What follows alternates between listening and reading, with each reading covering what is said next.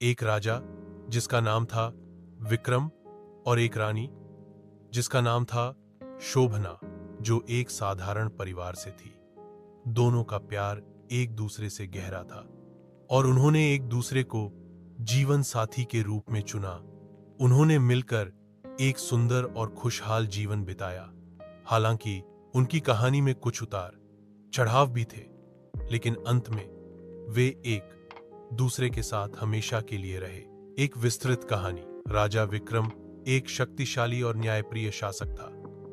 उसने अपने राज्य में शांति और समृद्धि स्थापित की थी। उसी राज्य में शोभना नाम की एक साधारण लड़की रहती थी, जो अपने परिवार के साथ बहुत खुश थी। एक दिन राजा विक्रम और रानी शोभना की मुलाकात हुई और दोनों एक दूसरे से प्रभावित हुए। दोनों का दिल एक दूसरे के लिए धड़कने लगा। उनकी प्रेम कहानी धीरे धीरे आगे बढ़ी और वे एक दूसरे के जीवन में एक महत्वपूर्ण भूमिका निभाने लगे। उन्होंने एक दूसरे के साथ समय बिताया और एक दूसरे को बेहतर तरीके से समझने लगे।